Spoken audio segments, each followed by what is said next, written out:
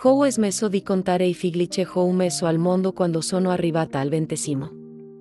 20 vite uscite dal mio corpo, ma che non sono mai state mi riesci a immaginare il dolore di partorire un figlio e non poterlo mai tenere fra le braccia? Io le ho vissuto. La mia storia è reale, ed è accaduta in un angolo dimenticato dell'entroterra della Bahia, a Jequié. Se hai mai sentito che la tua vita ti è stata rubata, che il tuo corpo non ti apparteneva più, allora questa storia è per te. Rimani con me, perché che io sto per rivelarti tra pochi minuti ti sconvolgerà. E se ti riconosci in questo dolore, considera di iscriverti al canale per ascoltare altre storie come la mia. Chi, la tua voce conta. La mia vita è cominciata a Jequié, nell'interno della Bahia, a metà degli anni 50. Non era il Brasile che conoscete oggi, con internet e auto ovunque. Era un altro mondo, più duro, più crudo, più vero. La povertà era un'ombra che si seguiva ovunque, una compagna costante. Ricordo ancora l'odore della terra bagnata dopo una pioggia rara, il calore che spaccava il suolo e la pelle. La mia casa era una baracca fatta di fango e legno, che diventava un pantano ogni volta che la pioggia, ostinata, decideva di cadere. Era un promemoria costante della nostra fragilità, della nostra piccolezza davanti alla natura e alla vita. Mio padre, un uomo di poche però ule con le mani dure come la pietra, passava le giornate sotto il sole cosente a tagliare canna da succhero. Nella piantagione. Tornava a casa stremato, con gli occhi infossati, le mani screpolate che sanguinavano agli angoli. Vedevo il dolore in lui, una rassegnazione silenziosa. Mia madre, Josefa, era la bandaia. Si svegliava prima che sorgesse il sole, alle 4 del mattino, per andare a raccogliere I panni sporchi nelle case dei ricchi. Tornava carica, con fagotti più grandi di lei, che pesavano sulle sue spalle stanche. Lavava tutto nel fiume, con un sapone che preparava lei stessa con grasso vecchio. La pelle delle sue braccia, segnata dalla soda caustica, era una mappa della sua lotta quotidiana. Vedevo la sua forza, la sua determinazione in ogni gesto, ma anche la stanchezza che lentamente la consumava. Eravamo 8 fratelli. Io, la seconda. Più grande, ho imparato presto cosa significa vivere nella scarsità. Il cibo era poco, diviso in piatti piccoli. Molte volte fingevo di non avere fame, che il mio stomaco fosse pieno, solo per permettere ai miei fratellini di mangiare un po' di più. Era un sacrificio silenzioso, una bugia che nel mio cuore diventava verità. Ho imparato che, per sopravvivere, a volte bisogna mentire. Mentire a se stessi, mentire agli altri. Era una lezione crudele, ma necessaria. Mi chiedevo, avremo mai abbastanza? Se sarà mai un giorno in cui potremo mangiare fino a sentirci sasi, senza sensi di colpa? La risposta non arrivava mai. Solo il vuoto nello stomaco e una speranza sempre più flebile. Vedevo I miei fratelli, piccoli e innocenti, giocare nella terra, ignari della durezza della vita. E sentivo un peso nel petto, una responsabilità che non era mia, ma che portavo. Con la forza di una donna adulta. La mia infanzia, se mai l'ho avuta, mi è stata rubata dalla necessità, dalla fame, dalla crudezza dell'essere poveri nell'entroterra del Brasile. Non avevo bambole, non avevo giocattoli. Il mio gioco era aiutare mia madre, prendermi cura dei miei fratelli. Era la vita che mi insegnava, a forza, cosa significasse essere donna, cosa significasse essere forte. Se anche tu hai sentito il peso della responsabilità troppo presto, o se la vita ti ha costretto a crescere prima del tempo, lascia un commento. Qui sotto. La tua voce è importante, e io voglio sapere che non sono sola in tutto questo. Ricordo come fosse ieri, l'odore della terra bagnata dopo una pioggia rara, un profumo che si mescolava a quello del fumo del nostro fornello a legna. Da mia madre cucinava il poco che avevamo. Era un odore di vita, di lotta, di resistenza. Il caldo di Jequié, che io era un personaggio a sé nella nostra storia. Un caldo che spaccava la terra e la pelle, che si faceva sudare copiosamente, che sei estremava prima ancora c'è il giorno. Cominciasse. E la nostra casa, che la baracca fatta di fango e bastoni, era il riflesso della nostra condizione. Le pareti sembravano troppo fragili per proteggersi dal mondo. E quando la pioggia decideva di cadere, il pavimento diventava fango, e le acqua entrava dalle fessure, bagnando i pochi oggetti che possedevamo. Era un promemoria continuo della nostra fragilità, della nostra insignificanza davanti alla forza. Della natura e della vita. Eppure, c'era una bellezza in quella semplicità, una forza che nasceva dal bisogno, un'unione che si rafforzava nelle difficoltà. Mio padre, con le sue mani callose e la sua voce rarefatta, era l'immagine stessa della lotta. Usciva prima dell'alba, camminava per chilometri fino alla piantagione, e trascorreva l'intera giornata sotto il sole, a tagliare la canna.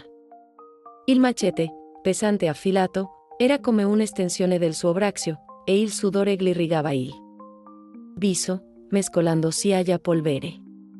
Tornava stremato, con lo sguardo vuoto, la pelle bruciata dal sole, le mani aperte dal lavoro. Vedevo il dolore nei suoi occhi, ma anche la forza, la dignità di chi lotta per mantenere la propria famiglia. Non parlava molto, ma i suoi occhi dicevano tutto. E io ho imparato a leggere in quegli occhi il linguaggio del sacrificio, dell'amore.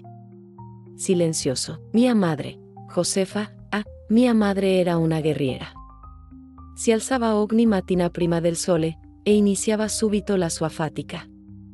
Andava a prendere le ceste di biancheria nelle case dei ricchi, ceste enormi, pesanti, che portava sulle spalle con una forza che non so spiegare. Scendeva al fiume, e lì, tra le pietre, lavava ogni capo con una cura, una dedizione che mi commuoveva.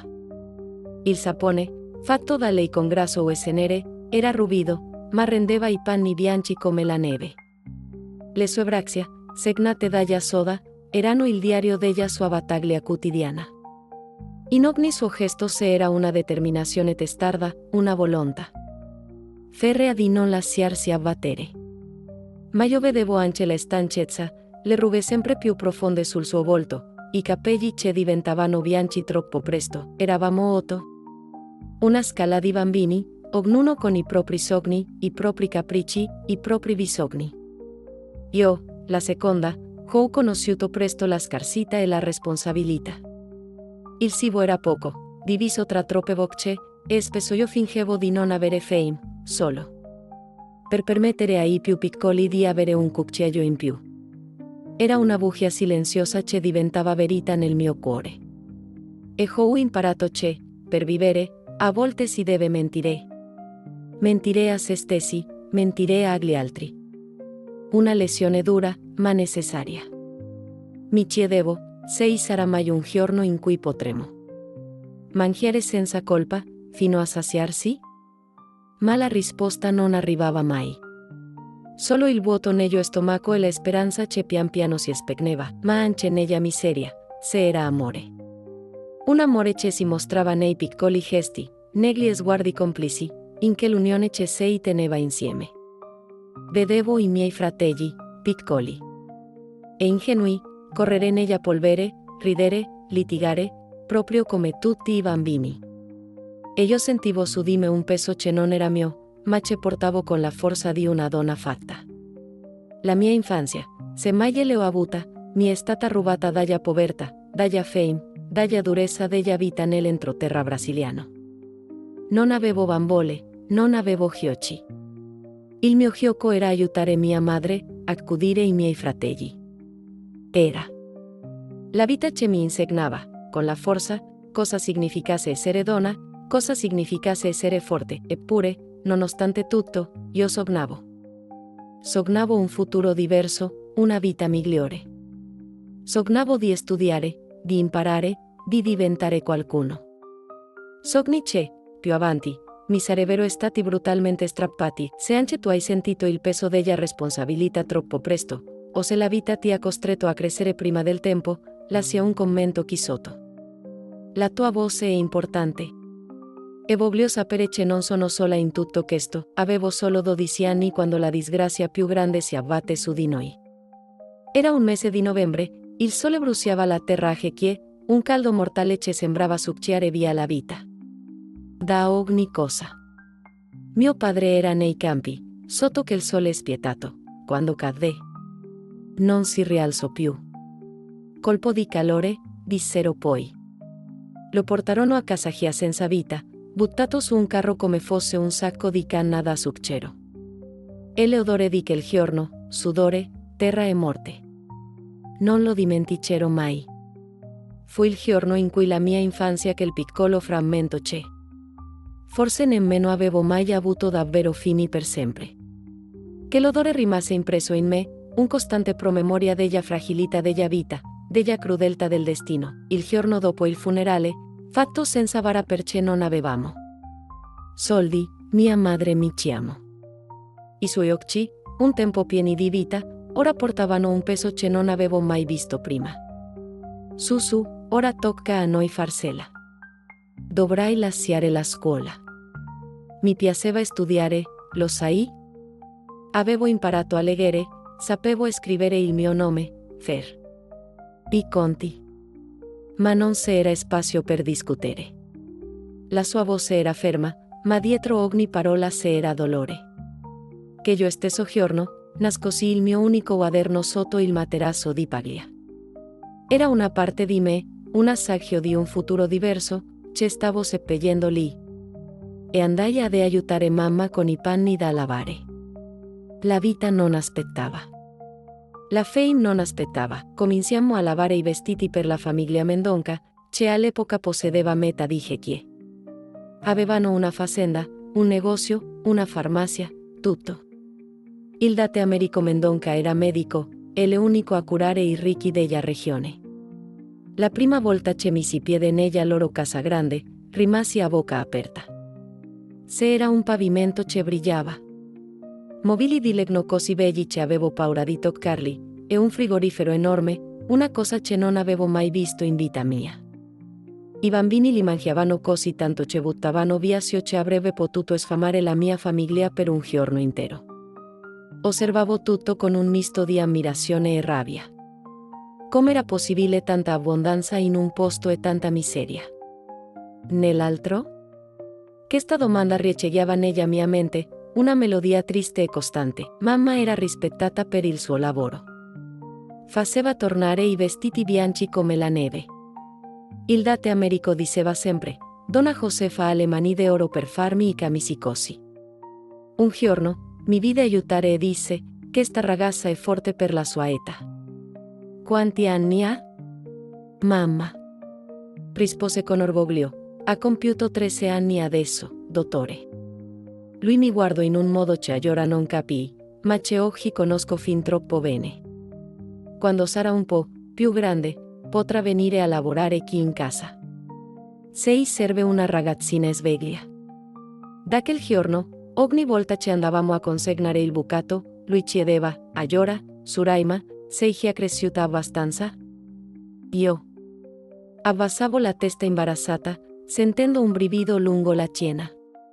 Era una sensazione strana, un presentimento che qualcosa stava per cambiare, e non in meglio. Se anche tu hai mai sentito che il destino ti stava spingendo lungo una strada che non era la tua, o se hai dovuto rinunciare a qualcosa di importante solo per sopravvivere, racconta la tua esperienza nei commenti.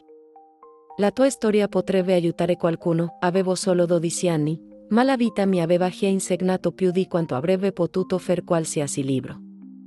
E l'innocenza dell'infanzia, se mai le ho davvero avuta, stava già svanendo.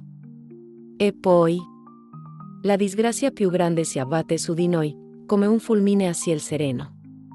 Era novembre, il sole bruciava la terra di Jequie, un caldo che uccideva, che succhiava via la vita da tutto. Ricordo l'aria pesante, la polvere che si alzava a ogni passo, e l'odore della terra secca che si attaccava a tutto. Mio padre era nei campi, come ogni giorno, sotto quel sole spietato, a tagliare canna. Ma quel giorno fu diverso. Cadde. E non si rialzò più. Insolazione, dissero. Una parola fredda, distante, per descrivere la tragedia che si abbatte sulla nostra famiglia. Lo portarono a casa gia senza vita, buttato su una carroza come se fosse un fardello qualsiasi. Eleodore, sudore, terra e morte. Una miscela nauseante che mi si imprese dentro, un ricordo eterno della fragilità della vita, della crudeltà del destino. Fu il giorno in cui la mia infanzia, che il poco che ne avevo avuto, finì per sempre. Sentii un vuoto nel petto, un buco che non sarebbe mai più stato colmato. Il mondo, prima così semplice, diventò un posto oscuro e spaventoso. Il giorno dopo il funerale fatto senza vara, perché non avevamo i soldi mamma mi chiamò. I suoi occhi, una volta vivaci, ora erano pieni di un peso che non avevo mai visto. Le rughe sembravano più profonde, e le sue spalle, prima così forti, erano curve sotto il peso del dolore. Su, ora dobbiamo farsela noi. Dovrai lasciare la scuola. Mi piaceva studiare, lo sai? Avevo imparato a leggere, sapevo scrivere il mio nome, Fer i conti.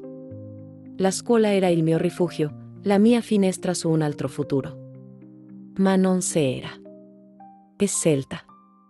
La sua voce era ferma, ma vedevo la resa dietro ogni parola, il dolore di chissà che non c'è alternativa. Che io stesso giorno, misi il mio unico quaderno sotto il materasso di paglia. Era una parte di me che stavo seppellendo. E andai con lei a lavare i panni. La vita non aspettava. La fame non aspettava. La realtà si imponeva, fredda e implacabile. Cominciamo a lavare i vestiti per la famiglia Mendonca, i padroni di Mezza. Che chi all'epoca avevano fazenda, negozio, farmacia, tutto. Erano i signori della città, e noi i servi. Il date Americo Mendonca era medico, e l'unico per i ricchi.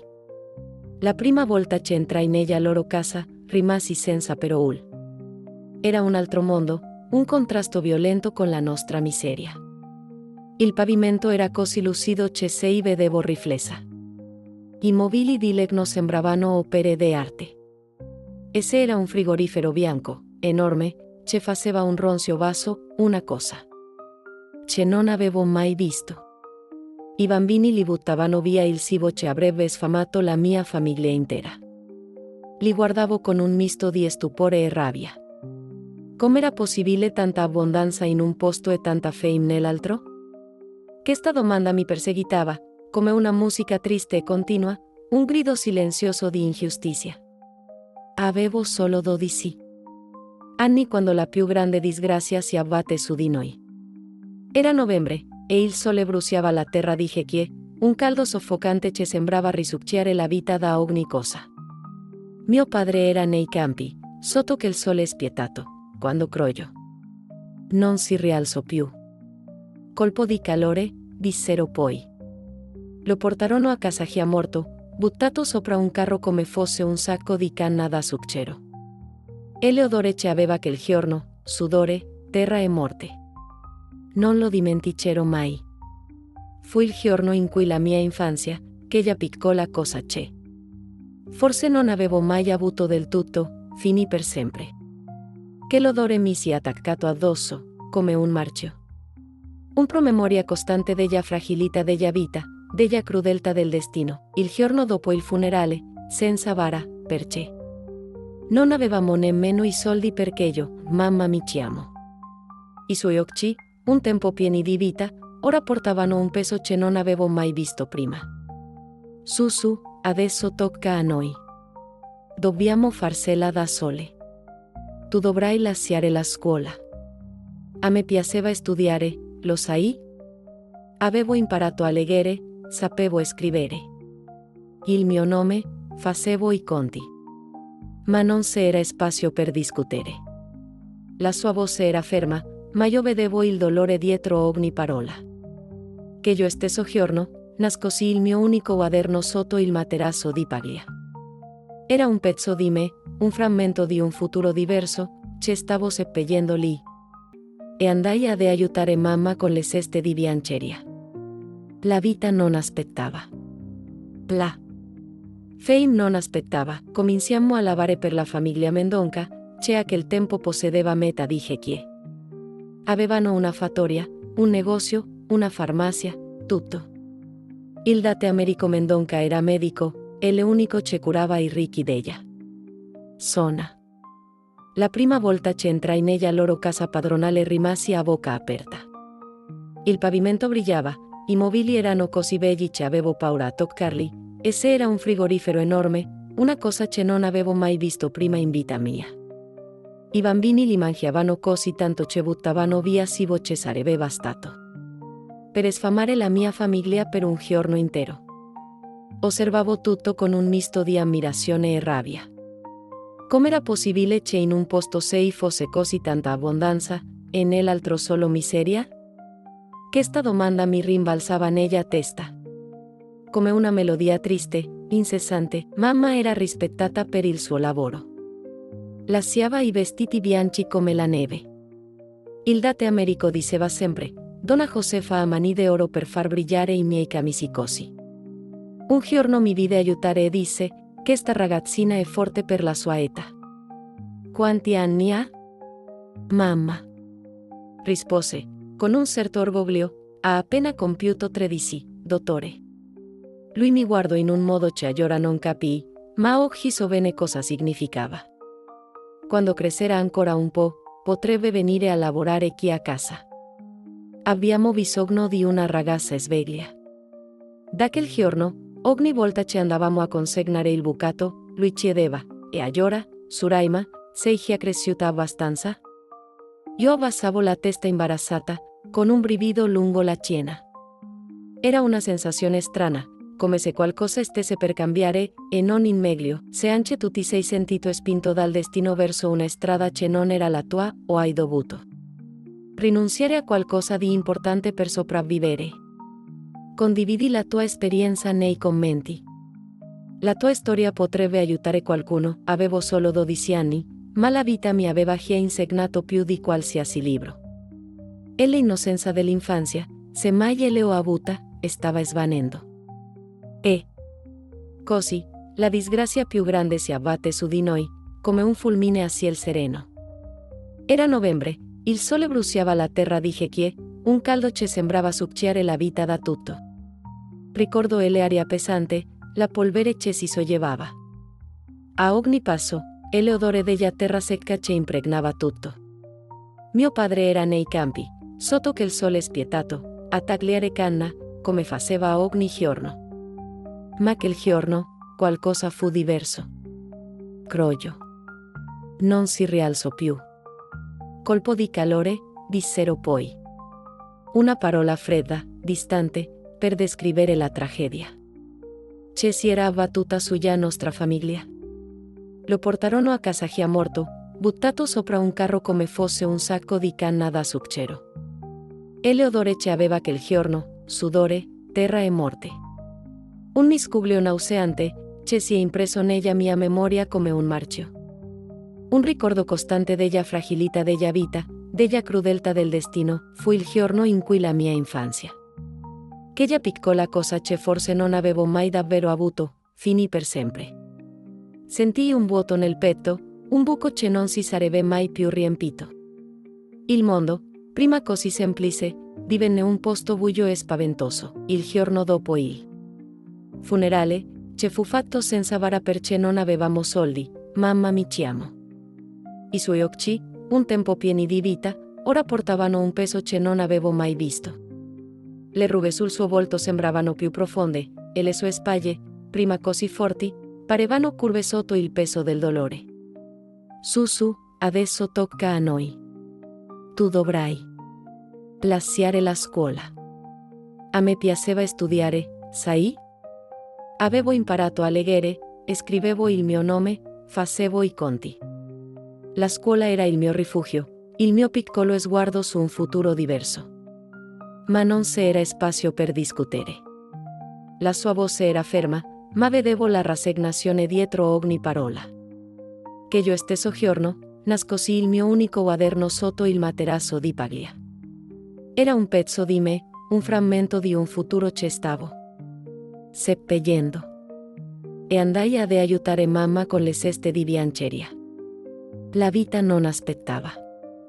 La fame non aspettava. La realtà si imponeva, fredda e implacabile. Cominciamo a lavare i vestiti per la famiglia Mendonca, i padroni di mezza Chequia all'epoca. Avevano fazenda, negozio, farmacia, tutto. Erano i signori della città, e noi i servi.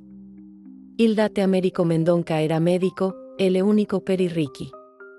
La prima volta c'entrai nella loro casa, rimasi senza parole. Era un altro mondo, un contrasto violento con la nostra miseria. Il pavimento era così lucido che si vedevo riflessa. I mobili di legno sembravano opere d'arte.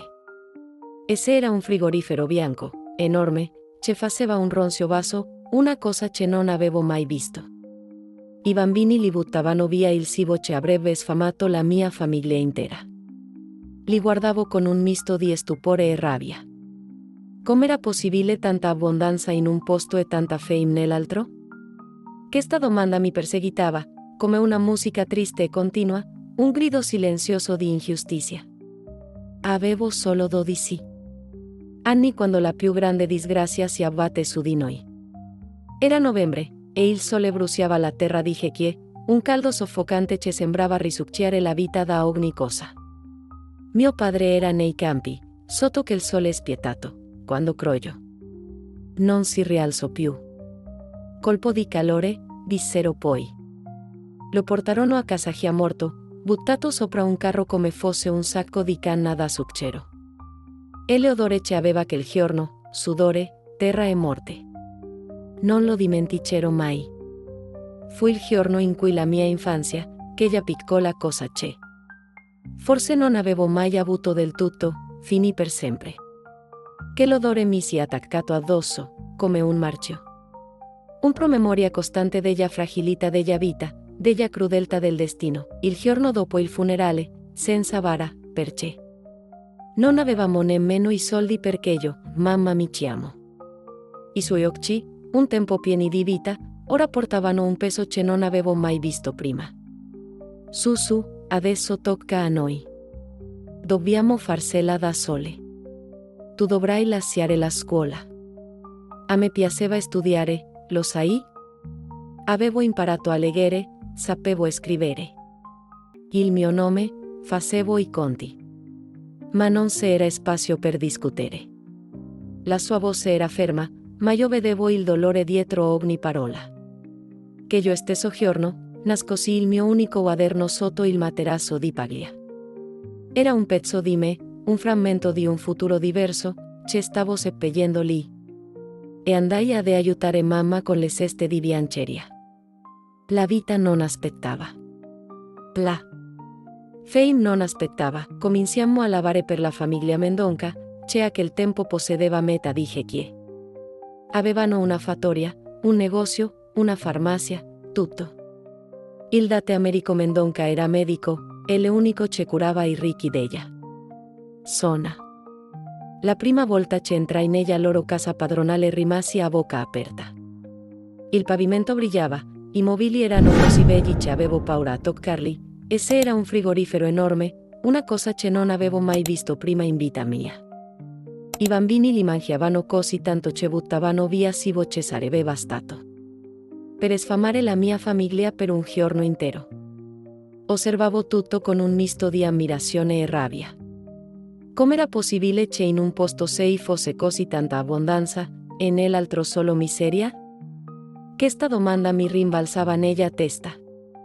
Come una melodia triste, incessante, mamma era rispettata per il suo lavoro. Lasciava i vestiti bianchi come la neve. Il date Americo diceva sempre, Donna Josefa ha mani d'oro per far brillare i miei camisicosi. Un giorno mi vide aiutare e disse, questa ragazzina è forte per la sua età. Quanti anni ha? Mamma. Rispose, con un certo orgoglio, ha appena compiuto 13, dottore. Lui mi guardò in un modo che allora non capii, ma oggi so bene cosa significava. Quando crescerà ancora un po', potrebbe venire a lavorare qui a casa. Abbiamo bisogno di una ragazza sveglia. Da quel giorno, ogni volta che andavamo a consegnare il bucato, lui chiedeva, e allora, Suraima, sei già cresciuta abbastanza? Io abbassavo la testa imbarazzata, con un brivido lungo la schiena. Era una sensazione strana, come se qualcosa stesse per cambiare, e non in meglio, se anche tu ti sei sentito spinto dal destino verso una strada che non era la tua, o hai dovuto rinunciare a qualcosa di importante per sopravvivere. Condividi la tua esperienza nei commenti. La tua storia potrebbe aiutare qualcuno. Avevo solo 12 anni, ma la vita mi aveva già insegnato più di qualsiasi libro. E l'innocenza dell'infanzia, se mai l'ho avuta, stava svanendo. E così, la disgrazia più grande si abbatte su di noi, come un fulmine a ciel sereno. Era novembre, il sole bruciava la terra di Jequié, un caldo che sembrava succhiare la vita da tutto. Ricordo l'aria pesante, la polvere che si sollevava. A ogni passo, l'odore della terra secca che impregnava tutto. Mio padre era nei campi, sotto che il sole spietato, a tagliare canna, come faceva ogni giorno. Ma quel giorno, qualcosa fu diverso. Crollò. Non si rialzò più. Colpo di calore, dissero poi.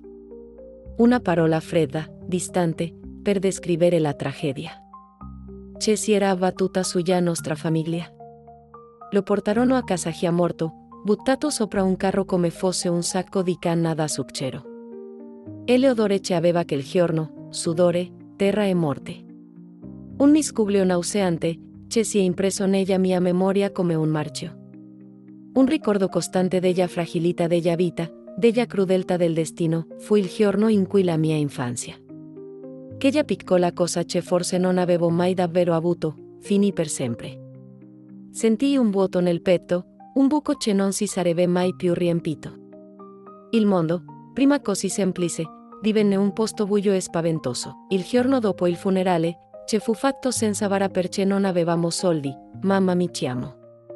I suoi occhi, un tempo pieni di vita, ora portavano un peso che non avevo mai visto. Le rughe sul suo volto sembravano più profonde, e le sue spalle, prima così forti, parevano curve sotto il peso del dolore. Su, adesso tocca a noi. Tu dovrai lasciare la scuola. A me piaceva studiare, sai? Avevo imparato a leggere, scrivevo il mio nome, facevo i conti. La scuola era il mio rifugio, il mio piccolo sguardo su un futuro diverso. Ma non c'era spazio per discutere. La sua voce era ferma, ma vedevo la rassegnazione dietro ogni parola.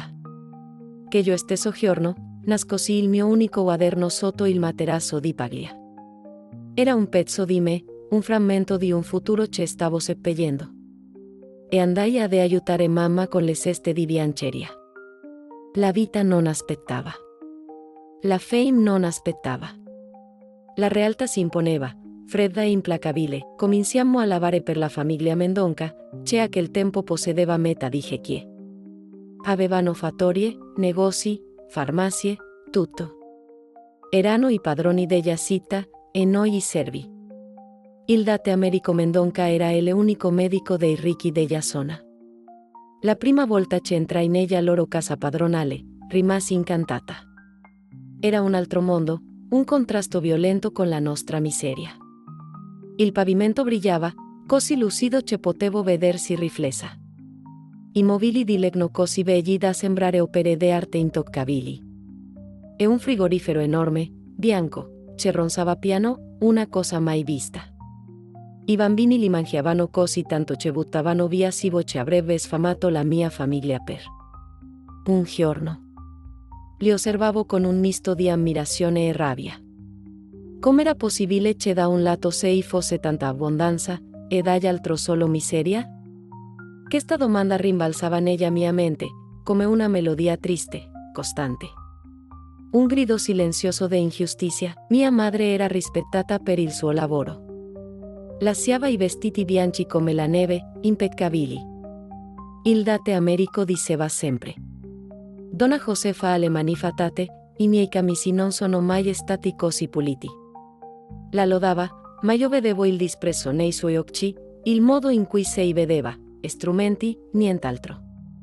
Un giorno, mi vide aiutare e disse: Questa ragazza è forte. Per la sua età. Quanti anni ha?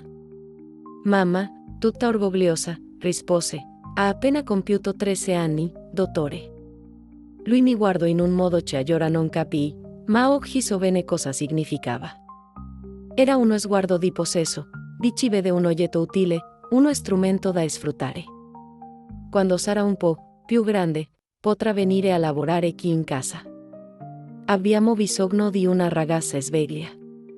Da quel giorno, ogni volta che andavamo a consegnare il bucato, lui domandava, allora, Suraima, sei cresciuta abbastanza?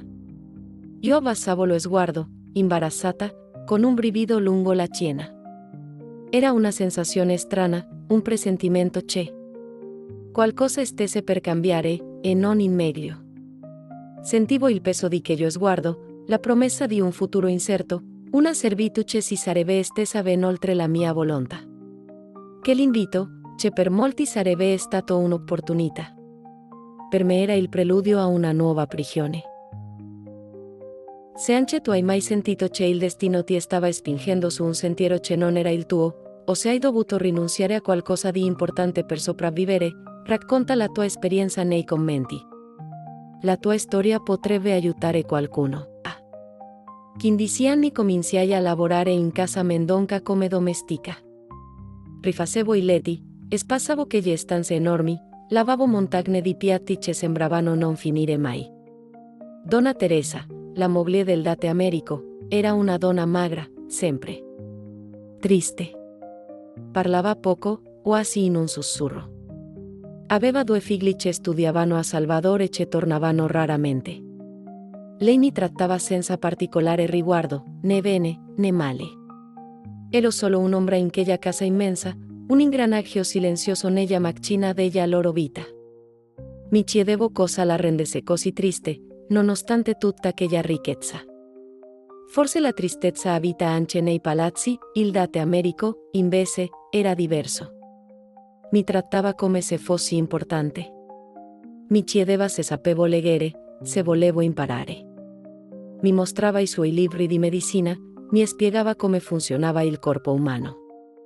Sei intelligente, Suraima, non è da tutti capire queste cose. Nella mia testa da ragazzina, quelle parole erano un complimento enorme. Nessuno mi aveva mai chiamata intelligente. Mi sentivo crescere solo a sentire quelle parole. Mi riempivano il petto di calore, mi davano una speranza. Forse, solo forse, potevo diventare qualcosa di più di una lavandaia, più di una serva. Mi raccontava che Donna Teresa non poteva avere altri figli, che aveva avuto problemi nell'ultimo parto. Lo trovavo strano. Perché un uomo così importante parlava di queste cose con una servetta? I ricchi hanno bisogno di eredi, Suraima. Una famiglia senza figli è come un albero senza frutti. Lo ripeteva spesso, con una faccia preoccupata. Allora non capivo che quelle parole erano un'esca, che mi stava preparando a qualcosa di molto più grande, molto più oscuro. Mia madre si ammalò quando compii 17 anni. Una tosse che non passava, e pian piano si consumava come una candela. Il Date Americo la visitò gratuitamente, le diede dei medicinali, ma disse che era una malattia ai polmoni, una cosa seria. Morì 6 mesi dopo, lasciandomi da sola a occuparmi dei miei fratellini. Mi sentii come una barca alla deriva, senza ancora, senza direzione. Il mondo mi crollò addosso. Fu allora che il padrone mi offrì di andare a vivere nella casetta delle domestiche, in fondo al cortile. È meglio per te, Sura. I tuoi fratelli possono star con tua zia. Chi guadagnerai di più, mangerai meglio. Non avevo molta scelta. Accettai, i primi mesi furono tranquilli. Pasti regolari, letto pulito, lavoro duro ma onesto. Il Date Americo mi trattava sempre più diversamente dagli altri. Mi dava i vestiti dismessi di Donna Teresa, mi lasciava prendere libri dalla sua biblioteca. A volte si sedeva con me in cucina e beveva un caffè. Io, sciocca, pensavo che mi vedesse come una figlia che non aveva mai avuto. La solitudine dell'orfananza mi accecava alla verità, all'oscurità nascosta dietro quella falsa gentilezza, quando compii 18 anni? Tutto cambiò. Era una domenica, giorno di riposo. Ero nel mio stanzino, lavando dei vestiti, quando lui comparve alla porta. Aveva un'espressione diversa, seria. Suraima, devo parlarti di una cosa importante. Si sedette sull'unica sedia che c'era. E io rimasi in piedi, impaziata. Sai che sono un medico, che curò molte famiglie importanti da queste parti. Annui, senza capire da volesse arrivare. Sei sono molte signore di buona famiglia che non riescono ad avere figli. È una grande tristezza. Guardava il pavimento mentre parlava. Ho scoperto un modo per aiutare queste famiglie, ma ho bisogno di qualcuno di speciale. Qualcuno forte, sano, intelligente. Poi mi guardo dritta negli occhi. Qualcuno come te, Suraima. E poi viene la proposta che cambio tutto.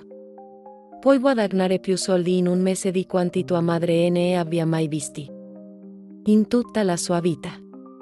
Più di quanto potrai guadagnare in 5 anni qui dentro. Il cuore mi batteva forte.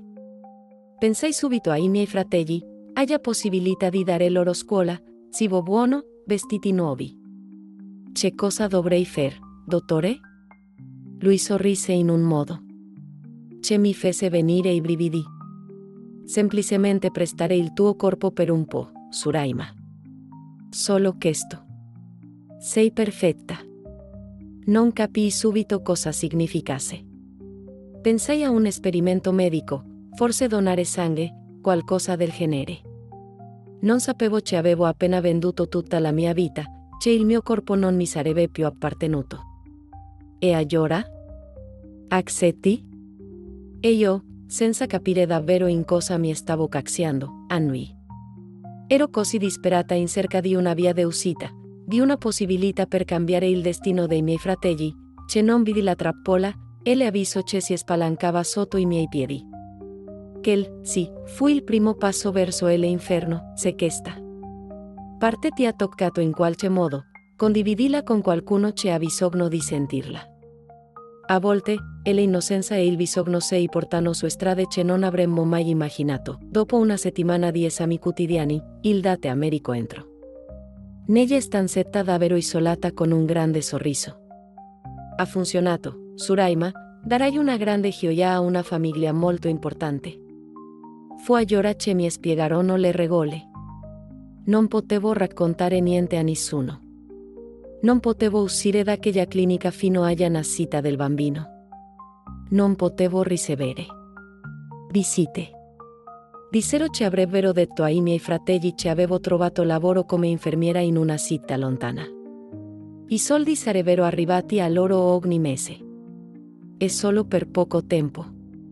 Poi torni alla tua vita normale, mentì il date Americo. Io volevo credersi. Ne avevo bisogno. Ma una parte di me, nel profondo, sapeva che niente sarebbe mai tornato normale. La gravidanza fu un incubo. Non avevo mai avuto figli, non sapevo cosa fosse normale e cosa no.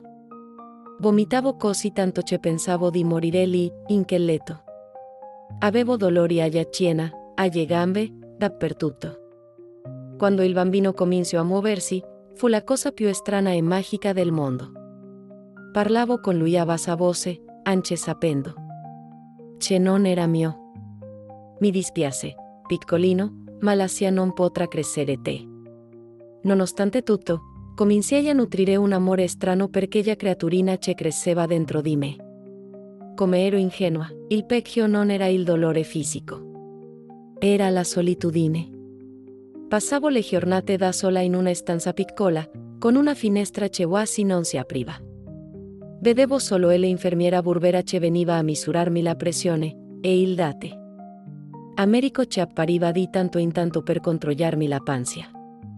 Per non impazzire, cominciai a cantare le canzoni che cantava mia madre, a contare le macchie sul muro, a immaginare la famiglia che avrebbe ricevuto quel bambino.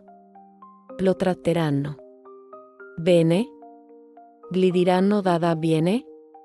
Domande siocce, lo so. Ora lo so. Mi aggrappavo a queste fantasie, a questa speranza che almeno che la vita che stavo generando avrebbe avuto un futuro migliore del mio. Quando arrivarono i 9 mesi, iniziarono le contrazioni. Pensavo davvero che sarei morta.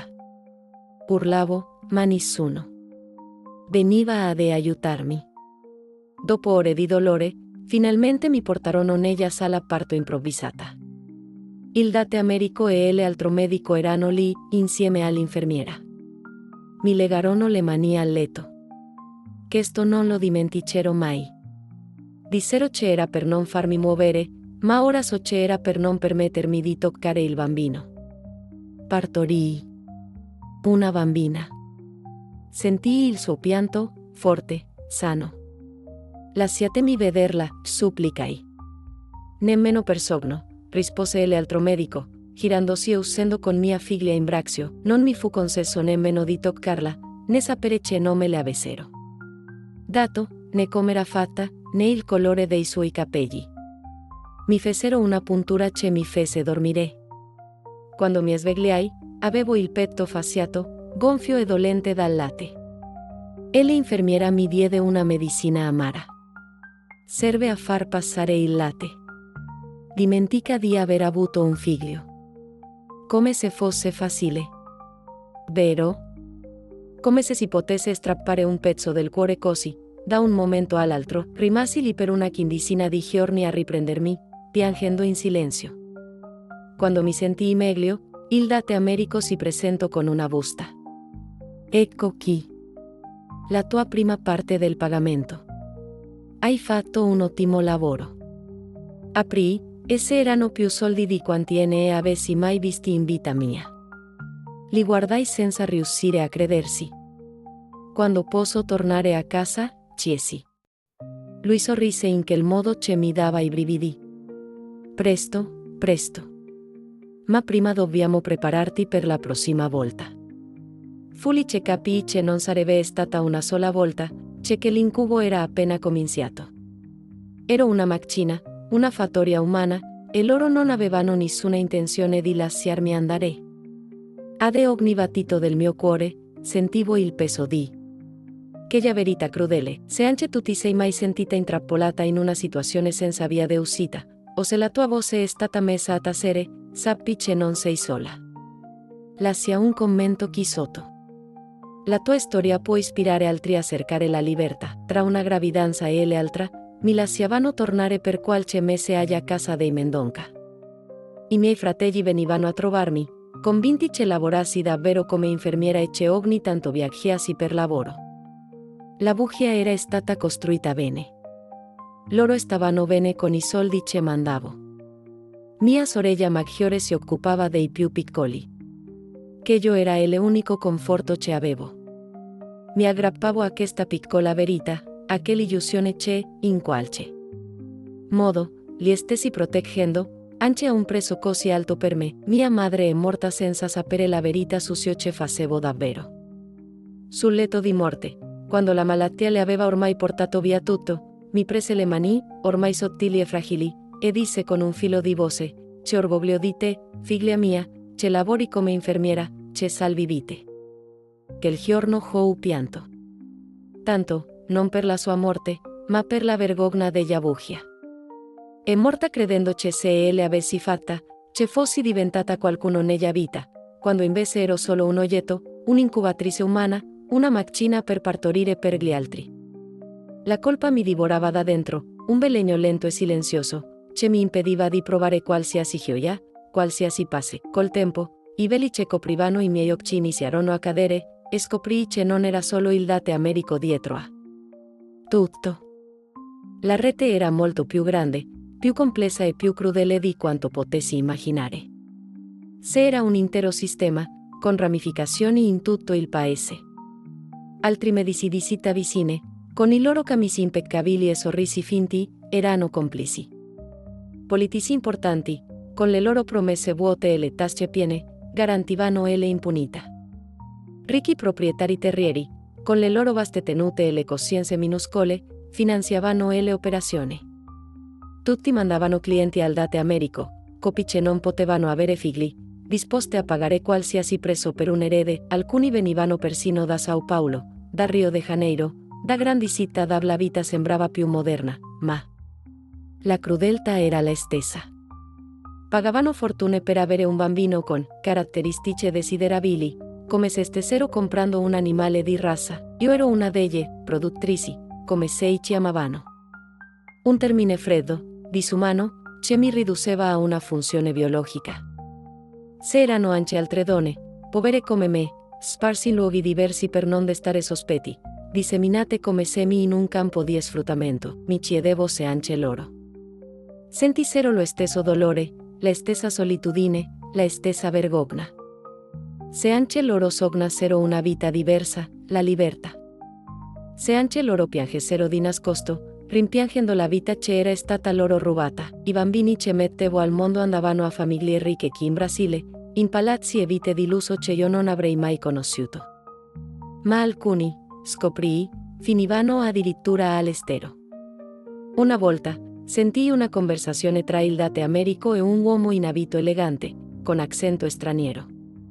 Parlavano in dollari, di cifre esorbitanti, di documenti falsi per portare via i bambini dal paese. Era uno schema vasto, organizzato. Con tentacoli che si estendevano oltre i confini. Dopo una settimana di esami quotidiani, il date Americo entrò nella stanzetta davvero isolata con un grande sorriso. Ha funzionato, Suraima. Darai una grande gioia a una famiglia molto importante. Fu allora che mi spiegarono le regole. Non potevo raccontare niente a nessuno. Non potevo uscire da quella clinica finché il bambino non fosse nato. Non potevo ricevere visite. Dissero che avrebbero detto ai miei fratelli che avevo trovato lavoro come infermiera in una città lontana.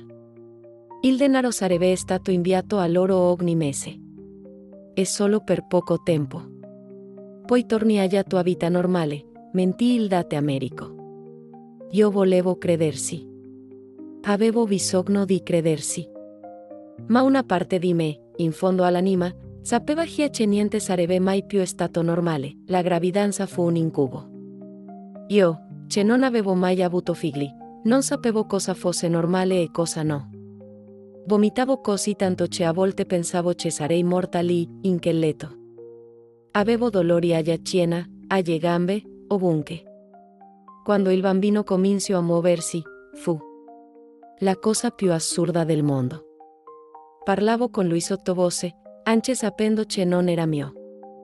Mi dispiace, piccolino, ma la sia non potrà crescerli.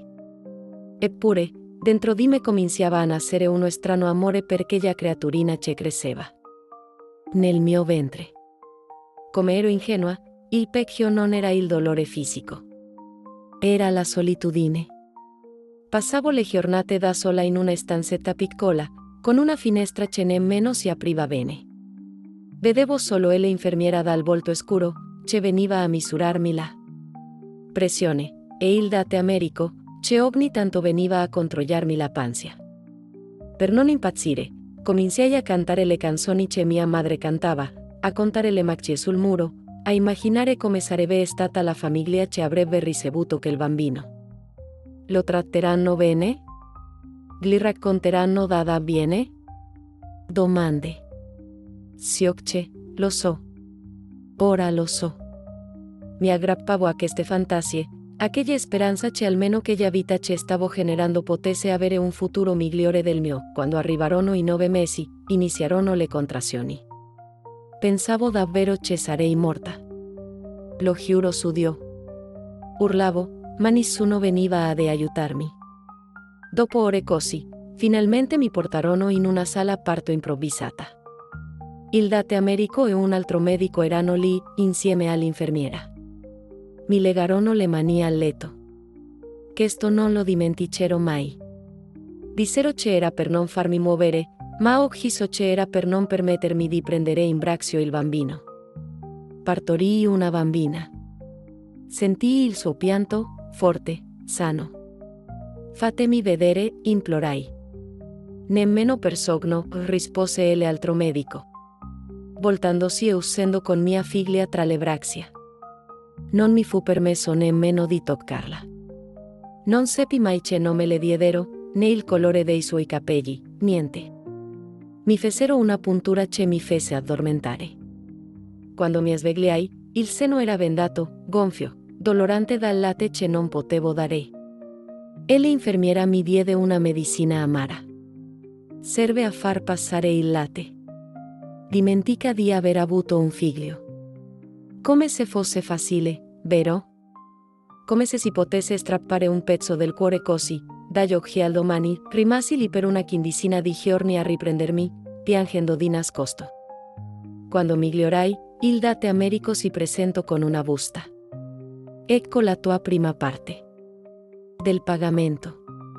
Hai fatto un ottimo lavoro. Aprì, e se erano più soldi di quanti ne avessi mai visto in vita mia. Guardavo che le banconote senza credersi. Quando posso tornare a casa, chiesi. Lui sorrise in quel modo che mi dava i brividi. Presto, presto.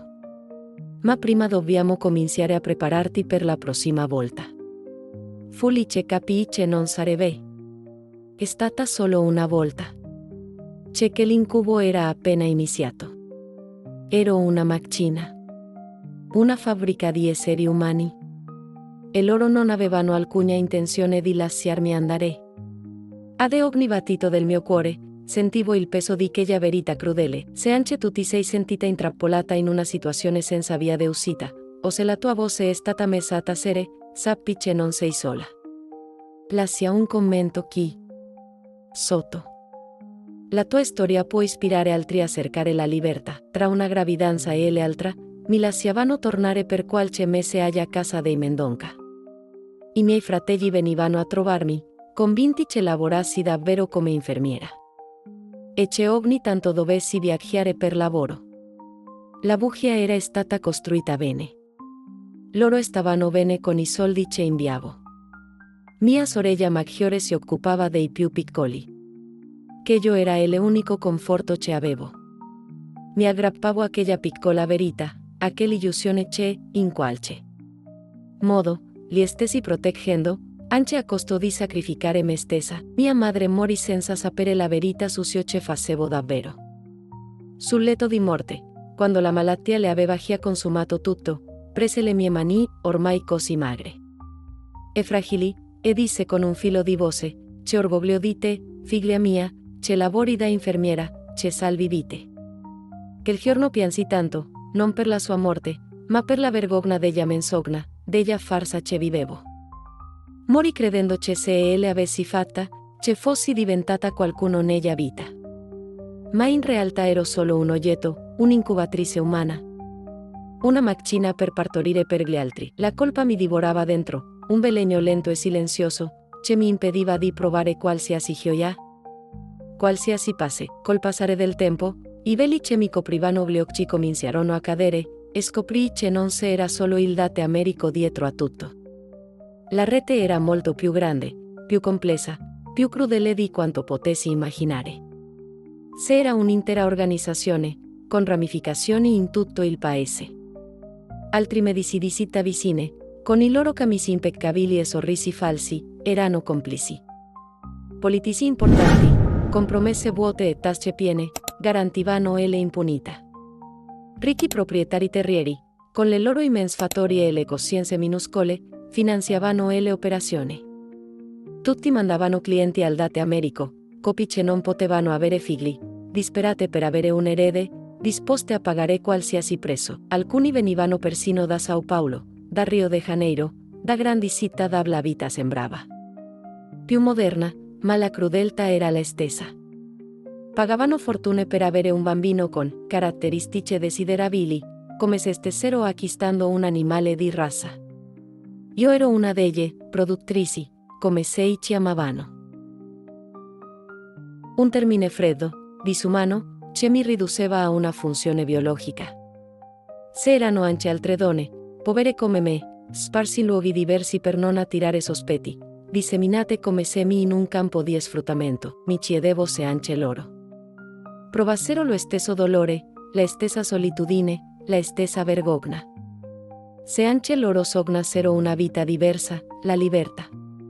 Se anche loro piangessero di nascosto, rimpiangendo la vita che era stata loro rubata, i bambini che partorivo andavano a famiglie ricche, chi in Brasile. Per palazzi e vite di lusso che io non avrei mai conosciuto. Ma alcuni, scoprii, finivano addirittura all'estero. Una volta sentii una conversazione tra il date Americo e un uomo in abito costoso, con accento straniero. Parlavano di dollari, di cifre esorbitanti, di documenti falsi per portare via i bambini dal paese. Era uno schema vasto, organizzato, con tentacoli che si estendevano ben oltre i confini, e io, una donna semplice del cuore della Bahia, ero solo un ingranaggio minuscolo e sacrificabile in quel meccanismo macabro. Se muore, ne troviamo un'altra. Che però pronunciate con una naturalezza agghiacciante quando credevano che stessi dormendo, mi colpirono come un fulmine, gelandomi il sangue nelle vene. Io non ero una persona. Ero una risorsa. Un bene fungibile. Sostituibile. La disumanizzazione era totale, e sentivo ogni parte della mia anima sgretolarsi, come sabbia tra le dita. Mi vedevo come un animale di allevamento, nato per un unico scopo. Senza volontà, senza diritto di sentire, né di sognare. Ad ogni gravidanza, ad ogni parto, mi sentivo sempre più vuota, più distante da quella che ero stata. La vita che generavo era la vita che mi veniva rubata. E il peggio era che non vedevo via di uscita. Ero intrappolata in una ragnatela di menzogne e crudeltà, e ogni passo che facevo sembrava incatenarmi ancora di più. La disperazione era una compagna costante, che mi sussurrava all'orecchio che non c'era speranza, che ero condannata a quell'esistenza vuota, a quella servitù infinita. Mi chiedevo se un giorno sarei riuscita a liberarmi, se un giorno sarei tornata padrona del mio corpo, della mia vita. Ma la risposta sembrava sempre la stessa, no con il tempo, capii che non era solo il date Americo. Se era una rete intera. Altri medici di città vicine, politici importanti, ricchi proprietari terrieri. Tutti mandavano clienti al date Americo, coppie che non potevano avere figli. Alcuni arrivavano perfino da San Paolo, da Rio de Janeiro. Pagavano cifre astronomiche per avere un bambino con caratteristiche desiderabili. Io ero una delle produttrici, così si chiamavano. Se erano altre donne come me, tutte povere, sparse in posti diversi perché nessuno potesse sospettare, mi chiedevo se anche loro sentivano lo stesso dolore, la stessa solitudine, la stessa vergogna. Sognavano anche loro una vita diversa? Sognavano anche loro la libertà? I bambini che partorivo andavano a famiglie ricche, chi in Brasile. Ma alcuni venivano mandati all'estero. Una volta sentii una conversazione tra il date Americo e un uomo elegante, in giacca e cravatta. Parlavano in dollari, di cifre assurde, di documenti falsi per esportare i bambini fuori dal paese. Era un sistema enorme, organizzato, e io non ero che una rotella minuscola e sacrificabile. Se muore, ne troviamo un'altra. Lo disse quell'uomo. In giacca, pensando che dormissi. Che però mi si conficcarono nel petto. Io non ero una madre, non ero una donna. Ero solo un mezzo, un corpo usato per produrre. La disumanizzazione era assoluta. Mi sentivo morire dentro, lentamente, senza che nessuno vedesse. Mi vedevo come un animale, allevato per essere sfruttato. Ad ogni parto, perdevo un altro pezzo di me. La vita che davo era la mia che mi veniva tolta. E il peggio era sapere che non c'era via di uscita. Ogni mossa che facevo mi incastrava ancora di più. La mia esistenza era fatta di silenzi e grida soffocate. Il mio cuore batteva, sì, ma solo per ricordarmi quanto ero prigioniera. Se anche tu ti sei sentita usata. Come se la tua vita non ti appartenesse più, sappi che il tuo dolore è reale. E meriti di essere ascoltata. Lascia un commento qui sotto. La tua voce può essere la forza che qualcun altro ha bisogno di trovare. Dopo il terzo bambino, cominciai a capire che il mio corpo stava cambiando troppo. Non era normale restare incinta così spesso. Mi inietavano ormoni per accelerare l'ovulazione, per farmi concepire più in fretta. I miei capelli cadevano a siocce. La mia pelle era macchiata. Le articolazioni mi facevano male come fossi un'anziana. Avevo emicranie terribili, vertigini continue. Sanguinavo fuori tempo, ma a loro non importava. È normale, passera. Diceva l'infermiera senza nemmeno guardarmi. Io ero solo un contenitore. Una macchina per partorire.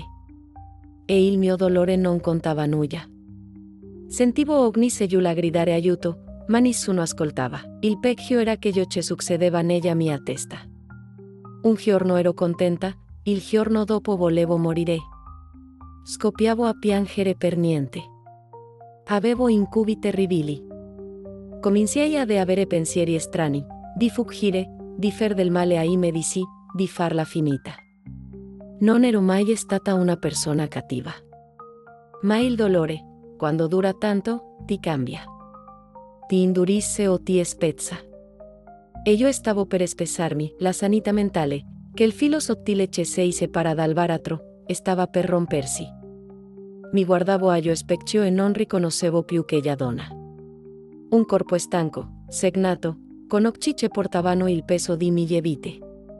La speranza, una volta una fiamma, era ormai una brasa quasi spenta, ogni gravidanza era diversa. Una volta. Il bambino nacque troppo presto, piccolissimo, fragile. Lo portarono via di corsa, senza farmelo vedere. Sentii dire che non se le aveva fatta. Nemmeno me lo dissero in faccia. Un'altra volta, invece, nacquero 2 gemelli. Fu il parto più doloroso. Pensavo di morire, di spaccarmi in 2. Uscirono entrambi vivi, piangevano forte. Un maschio e una femmina. Ancora oggi mi chiedo se sono cresciuti insieme o se li hanno separati.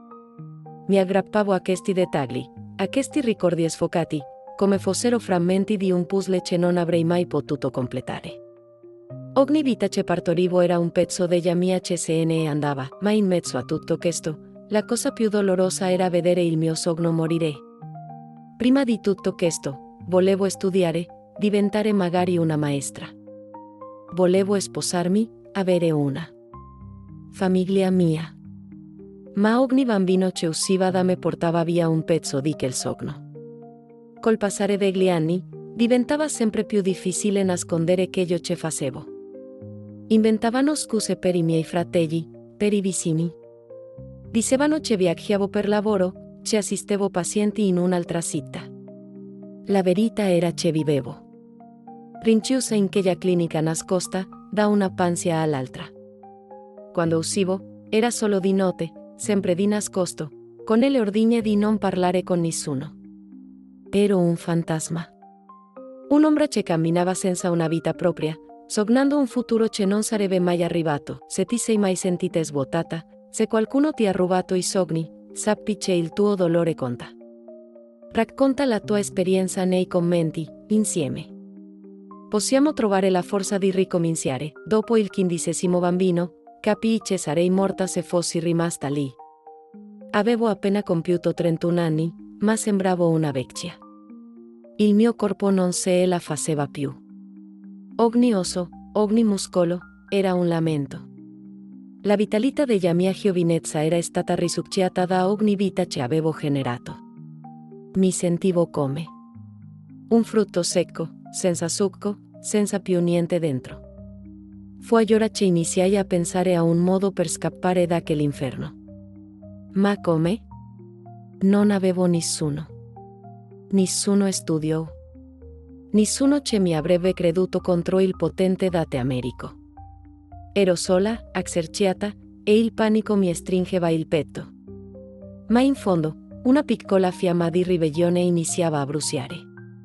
Non potevo più accettarlo. Dovevo trovare una prova. Qualcosa che potesse inchiodarli. Qualcosa che mostrasse al mondo La verità dietro quella faziata rispettabile, e così iniziai a osservare tutto.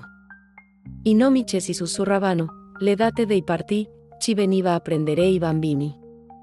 Ogni parola bisbigliata, ogni documento buttato via, ogni conversazione non curante diventava un pezzo di un puzzle macabro.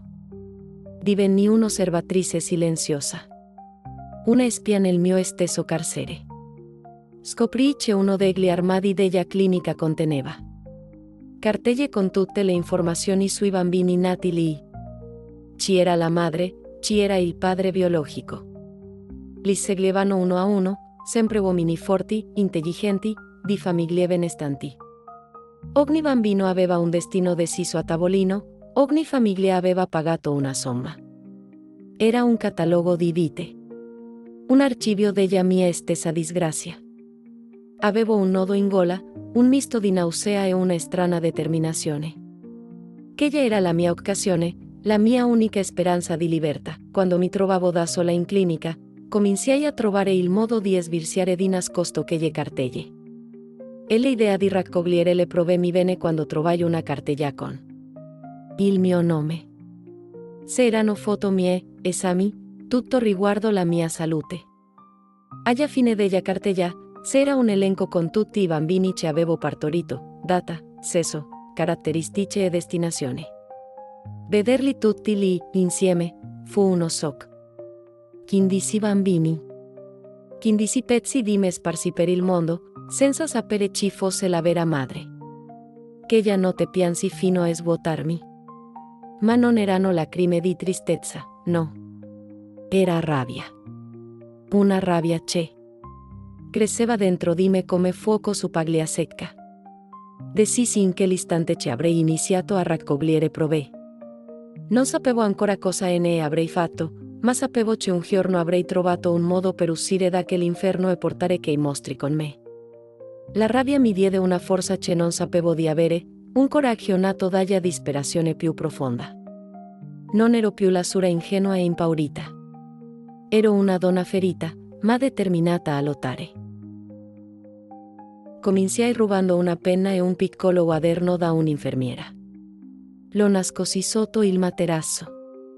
Ogni nome, ogni data, ogni dettaglio che sentivo, lo annotavo di nascosto. Era l'inizio della mia vendetta. Dopo tutto che io ci avevo vissuto, qualcosa dentro di me era cambiato. Era come se un oxiolo di rabbia fosse nato nel mio petto e crescesse ogni giorno di più, come una jackfruit matura che non cade mai dall'albero. Guardavo il date Americo, la signora Teresa, tutti loro, e sorridevo, fingendo che andasse tutto bene, ma dentro voglivo. Mi trattavano come bestiame da allevamento, come se fossi stupida quanto una vacca da latte buona solo a partorire. Ma quella vacca aveva imparato a pensare, capito? E fu allora che iniziai a raccogliere prove di tutto ciò che facevano a me e a quei bambini. Ad ogni annotazione, sentivo un pezzo della mia dignità tornare, un filo di speranza intrecciarsi al caos della mia vita. Mi stavo preparando alla guerra, e loro non ne avevano idea. Se anche tu hai dovuto lottare per difendere la tua verità, o hai trovato forza da meno te le aspettavi, raccontalo nei commenti. La tua resilienza può ispirare altri, la carta non bastava. Avevo bisogno di qualcosa che mostrasse i volti dei bambini, che provasse che erano reali, che erano stati strappati a me. Qualcosa di innegabile, che parlasse da solo. Ed è stato allora che ebbi la più grande fortuna della mia vita. O forse, la più crudele ironia del destino. Un giorno arrivò in clinica un uomo ricco di San Paolo per prendere un neonato. Il 16° che avevo partorito. Quest'uomo era diverso dagli altri, parlava ad alta voce, si credeva importante. Portò con sé una valigia piena di cose costose. E tra queste, c'era una macchina fotografica di quelle che stampano subito la foto. Una Polaroid, disse. Lasciò la valigia in un angolo mentre andava a vedere il bambino. E io, che stavo pulendo il pavimento lì vicino, riuscii a prendere la macchina senza che nessuno mi vedesse.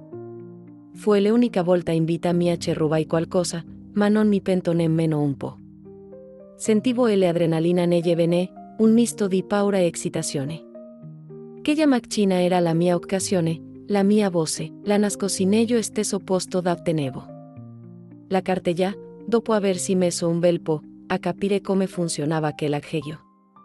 Scoprì che c'erano già alcune pellicole dentro. Non tante, ma abbastanza per il mio piano. Da quel momento, ogni volta che partorivo, aspettavo la prima occasione, quando il neonato veniva lasciato nel reparto prima di essere portato via, e scattavo una foto di nascosto. Le infermiere, dopo il parto, crogliavano sempre dal sonno. Era in quel momento che agivo. La macchinetta faceva rumore quando scattava, ma la avvolgevo in uno strazio spesso per attutirlo. Le foto non venivano perfette, a volte buie, a volte mosse, ma si vedeva il visino del bambino. Dietro ogni foto scrivevo la data, il sesso, e qualsiasi dettaglio avessi sentito sulla famiglia adottiva. Ogni foto era un pezzo della mia anima. Una testimonianza del mio dolore, ma anche della mia speranza. Stavo costruendo un archivio di vite, una prova irrefutabile della loro crudeltà, ma non bastava. Dovevo sapere dove andavano quei bambini. Così iniziai a fare amicizia con il Saine Genibaldo, l'autista che trasportava i neonati. Era un vecchio bonazione, di quelli che amano raccontare storie. All'inizio era diffidente, ma col tempo conquistai la sua fiducia. Gli portavo un buon caffè, una fetta di torta che preparavo quando mi lasciavano usare la cucina. E lui si scioglieva. Saine Genibaldo, lei conosce questo Brasile da cima a fondo, vero? Gli dicevo con ammirazione. E lui, fiero, altro che. Sura. Ho portato bambini perfino all'estero, lo sapevi? A poco, inizio a raccontarmi dei viaggi, delle famiglie, dei luoghi. Non si accorgeva nemmeno che stavo raccogliendo informazioni. E quella copia di San Paolo, com'era? Chiedevo con nonchalance. Gente fine, abitano in una villa sull'Avenida Paulista, rispondeva. Io memorizzavo tutto, nomi di viernes, città, professioni. Di notte, da sola nel mio stanzino, scrivevo tutto nel mio quaderno segreto. Una volta mi mostrò persino una mappa dell'Italia di quelle dei distributori, segnando le città dove aveva consegnato bambini. Guardavo quei puntini sparsi per il paese e pensavo, i miei figli sono lì, in ogni angolo di questo mondo. Era un dolore mescolato a un senso di connessione. Sapere dove si trovavano mi dava la forza di andare avanti, se anche tu hai dovuto essere astuto per ottenere ciò di cui avevi bisogno, o hai trovato aiuto dove meno te lo aspettavi, raccontalo nei commenti. E l'unione fa la forza, un'altra cosa che mi aiutò fu imparare a leggere bene. A scuola avevo appena imparato l'alfabeto prima di dover smettere. Sapevo scrivere il mio nome e leggere cose semplici, ma i documenti medici erano pieni di parole difficili. Iniziai a fare attenzione a ciò che dicevano i medici, memorizzando i termini. Quando li trovavo nei fogli, cercavo di decifrarli. Rubai un vecchio dizionarietto dalla sala di attesa e lo studiavo di notte, con la fioca luce che filtrava dalla finestra. Fu un apprendimento doloroso, ma necessario. Così imparai cosa significavano inseminazione, fecondazione, controllo ormonale e tutti quei nomi eleganti per gli orrori che mi infliggevano. Ogni parola capita era un piccolo trionfo, un frammento del loro potere che strappavo per farlo mio. Mi stavo armando, non con armi da fuoco, ma con la conoscenza, e l'unica arma che non potevano togliermi era come se ogni silla valletta fosse un chiodo in più nel coperchio della bara di quel sistema crudele. Più imparavo, più mi sentivo in controllo, meno vittima. Anche se nessuno lo sapeva, io stavo cambiando. Dentro di me, nasceva una nuova Sura. Una Sura che non accettava più il silenzio. Una Sura che voleva urlare al mondo tutto che io c'è. Sei avevano fatto. Ma dovevo essere paziente. Una parola alla volta. Una foto alla volta. Un documento alla volta. Stavo preparando il terreno. Un giorno avrei avuto abbastanza prove. Un giorno la verità sarebbe esplosa come una bomba. Ma fino ad allora, dovevo sorridere. Dovevo fingere di essere docile. Dovevo continuare a partorire. Continuare a sanguinare. Continuare a perdere pezzi di me, per raccogliere abbastanza forza da un giorno poterli riavere tutti indietro. Il mio corpo era una prigione. Ogni gravidanza mi lasciava più debole, più stanca. I capelli cadevano, le ossa mi facevano male, avevo dolori che non passavano mai. Ma la mia mente diventava sempre più forte. Ogni nome scritto nel quaderno era un pezzo di verità salvato. Ogni foto, una scintilla di luce nell'oscurità. A volte avevo paura che mi scoprissero. Che trovassero le foto, che leggessero i miei appunti. Ma non potevo fermarmi. Era più forte di me. Era diventata la mia missione. La mia ragione di vivere. Sapevo che non li avrei mai più rivisti, che i bambini. Sapevo che ormai erano cresciuti lontani, con altri nomi, altre famiglie. Ma un giorno, pensavo, qualcuno vorrà sapere da dove avviene. Qualcuno sentirà quel vuoto inspiegabile nel cuore e cercherà risposte. E quando quel giorno arriverà, io dovrò esserci. Io dovrò essere viva, con tutte le prove. Per dire, sì, io sono tua madre. Non ti ho abbandonato. Ti hanno rubato. Ero sola, sì. Ma dentro di me portavo la voce di tutte le altre. Delle ragazze che non se le avevano fatta. Di quelle che avevano perso la ragione, che si erano arrese, che erano scomparse. Io ero il loro grido soffocato. La testimone del loro dolore. E non sarei morta senza averlo raccontato al mondo. Se sei arrivato fin qui, grazie. Significa che anche tu hai sentito qualcosa. Forse rabbia. Forse empatia. Forse solo il bisogno di giustizia. Qualunque cosa tu abbia provato, sappi che questa storia è vera. E c'è ancora oggi, in molti angoli del mondo, donne come me lottano per essere ascoltate. Non dimenticarsi.